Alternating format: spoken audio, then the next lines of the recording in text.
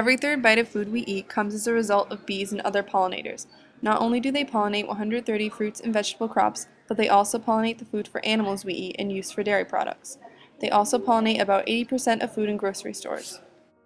Bees pollinate alfalfa, which is the main food source for cattle. With the lack of bees would come less food for cattle and less protein sources for people. It would also damage the meat industry. And they pollinate alfalfa. And if you feed hay to cattle, it affects the dairy industry. So without bees, you don't have alfalfa, and it severely affects the meat and dairy industries.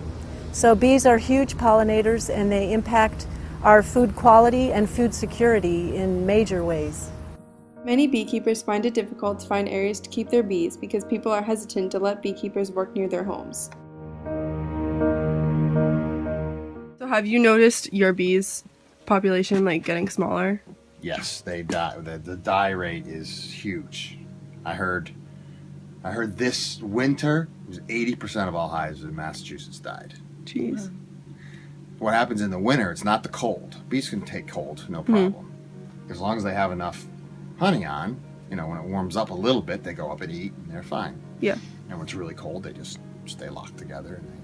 And but it's when they're all congregated tight, any virus that the hive has can just wipe them out because they're all real close together. The bees in the winter, there's one queen, and they form a ball around her, and they need to keep her at 90 degrees. Wow. That's unbelievable, right? It's 0 outside, and they want to keep her 90, and so they kind of take turns, and they die off. There's a lot of die off, over the winter. Yeah. Just the ones on the outside of the ball die, and then they move as a ball up, eating honey, and then hopefully by the time there's flowers and stuff ready for spring, they haven't eaten all their honey, right? Now they can go and make it anew. So it's a big game for beekeepers to try to make sure there's enough on, and you can do emergency feedings. You go out with sugar and feed them, trying to get them through to the first flowers. Yeah. Which are all your little crocuses and your dandelions, all the little things that come up. You should look. There could be 2 or 3 bees at a time just trying to get some nectar.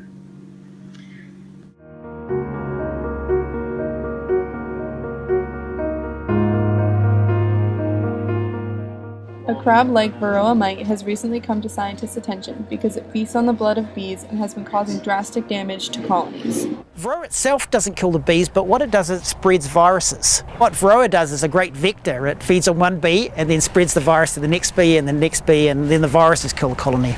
Honeybees can no longer survive without human beings, which is a really interesting thing. That because we've managed to spread these diseases around the world and continue to do so, if we're not here, they're not here, which is a really strange relationship.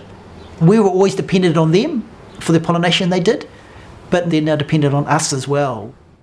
The varroa mite highly complicates the beekeeping process because it is up to the beekeepers to get rid of the 8 or 9 mites that can populate each individual cell in the hive. A new type of insecticide called neonicotinoids is known to cause acute poisoning to not just one bee but to an entire colony. One are pesticides. There's a new class of chemicals called neonicotinoids. Now, they have an impact on bee nervous systems. They have navigation problems, they have flying problems, and it seems to kill them in large numbers. Unlike the US, in Europe and Australia, where the health of insects and humans is deemed more important than the corporate profit, they have passed laws to ban insecticide use, which in large part has largely saved the bee populations from declining there.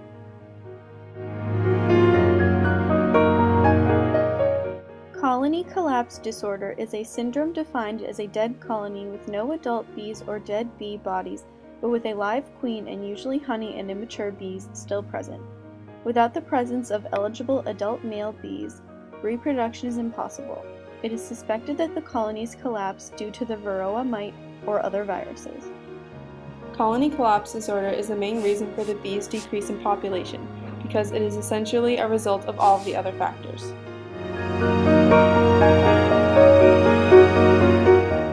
Another factor causing their decline is the use of high fructose corn syrup as food.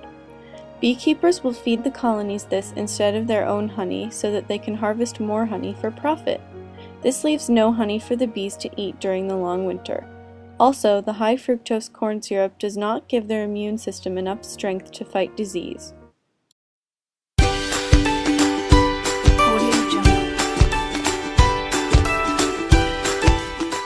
Create a bee watering station by finding a bowl and filling it with water. Add rocks to it so that the bees can land and take a drink without drowning. If you see a bee on the ground that isn't moving, it is probably tired from carrying pollen around and needs to be re-energized. Mix some water with a little sugar in a spoon and lay it down by the bee. This will give the bee the energy it needs to fly back to its colony. It's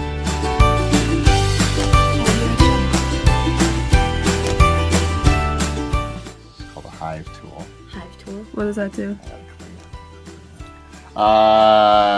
So hives are made of boxes, right? So these type of things, and you stack them up, and so it's called a frame. a frame. And that's where And honey, and you scrape it. Yeah, and frames start out empty. Oh, do they make these? The honeycomb thing? This is pressed wax. Okay. Some people don't put any wax; they just put a frame in. But most people put. You know that? Yeah. Yeah. So you feel it's very thin, right?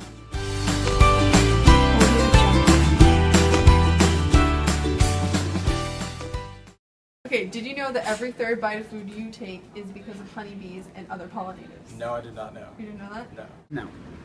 Okay. Did you know that every third bite of food you eat is because of a honeybee and other pollinators? I did not know that, no. Other pollinators. No, I didn't. Every third bite I eat is because of honeybees and... Other pollinators. No, I didn't know that. Did you know that $15 billion every year of crops are caused by bees and their pollination? No. I didn't know that. That's a lot of money. Guess how many types of fruits and vegetables come from bee pollination? 5. 130. How many types of fruits and vegetables do you think that bees pollinate? 4. 130. 103. 130. Oh. Guess how many types? I'm sure hundreds. Yes, 130. 130. Okay. Yes. 10. 130. 130.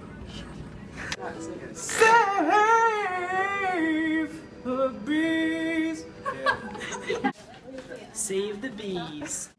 Save the bees. Save the bees. Save the bees. Save the bees. We're not going to eat fruit and vegetables otherwise. We won't have pollination. Yes.